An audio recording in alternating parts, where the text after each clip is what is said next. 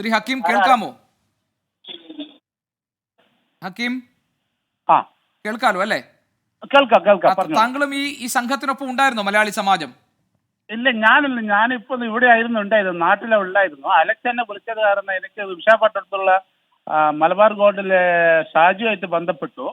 അങ്ങനെ മറ്റുള്ള അസോസിയേഷനായിട്ട് ബന്ധപ്പെട്ട് അവരെ എമർജൻസി ആയിട്ട് നിങ്ങൾ പോയിട്ട് സേവ് ചെയ്യണമെന്ന് ആവശ്യപ്പെട്ടത് കാരണം സംഭവിച്ചതാണ്. ഹക്കീമിനെയാണോ അലക്സ് ആദ്യം ബന്ധപ്പെട്ടത്? അവർ കൃത്യമായിട്ട് ചെയ്തു, അത് ആ ജോലി വളരെ കൃത്യമായി ചെയ്തു, വളരെ കൃത്യമായിട്ട് ചെയ്തു ഹക്കീം. അല്ല, ഹക്കീമിനെയാണോ അലക്സ് ആദ്യം അറിയിച്ചത്? ഹക്കീമിനെയാണോ അലക്സ് ആദ്യം അറിയിച്ചത്? അതെ അതെ അതെ, അലക്സ് ആദ്യം എന്നെ വിളിച്ചത്. എത്ര മണിക്ക്?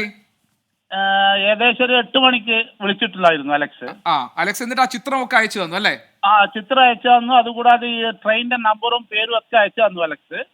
അത് കാരണം ഞാനത് എനിക്ക് അറിയുന്നവരായിട്ട് ബന്ധപ്പെട്ട് അങ്ങോട്ട് അയച്ചു കൊടുത്തു.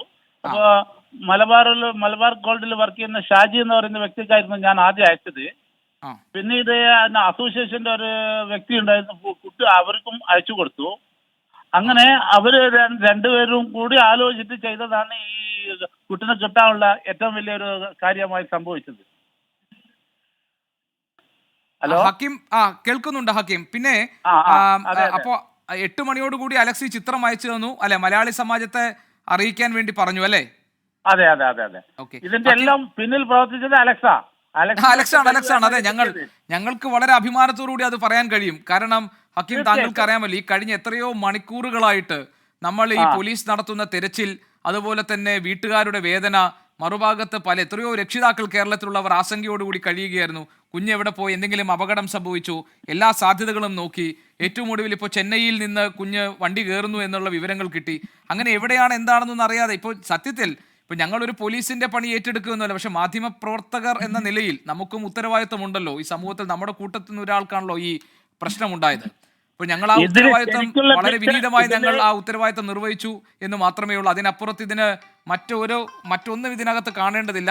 താങ്കളെ പോലുള്ളവർ, നിങ്ങളുടെ നല്ല മനസ്സാണ് ഈ കുഞ്ഞിനെ കണ്ടെത്താൻ സഹായകരമായത്. അതുകൊണ്ട് ഞങ്ങൾക്ക് നിങ്ങളോടെല്ലാം കടപ്പാടുമുണ്ട്, നന്ദിയുമുണ്ട്. ഇതിൽ ശരിക്കുള്ള ബിഗ് സല്യൂട്ട് കൊടുക്കേണ്ടത് അലക്സിനാണ്.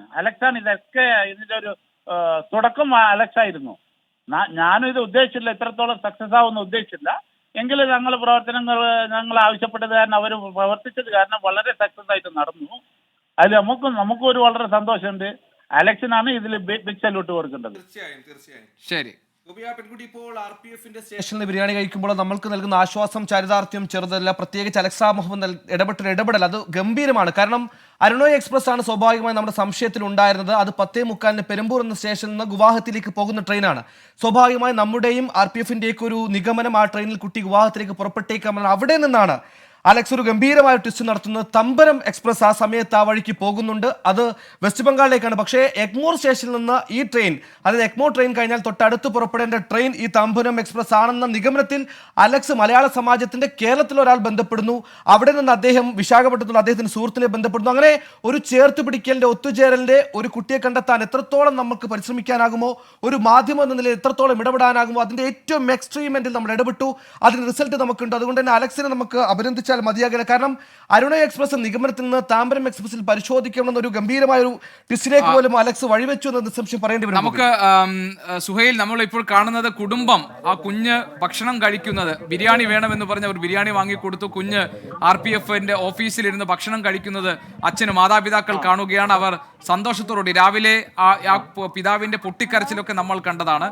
അവരതാ കുഞ്ഞിനോട് സംസാരിക്കാൻ വേണ്ടി ശ്രമിക്കുന്നു. ഏതായാലും ആ കുഞ്ഞിനെ മറ്റപകടമൊന്നും ഇല്ലാതെ കൊണ്ടുചെന്ന് എത്തിക്കാൻ കഴിഞ്ഞു എന്ന സന്തോഷവും ചാരിതാർത്ഥ്യവും ഒരു മാധ്യമ സ്ഥാപനം എന്ന നിലയിൽ 24-നുണ്ട്.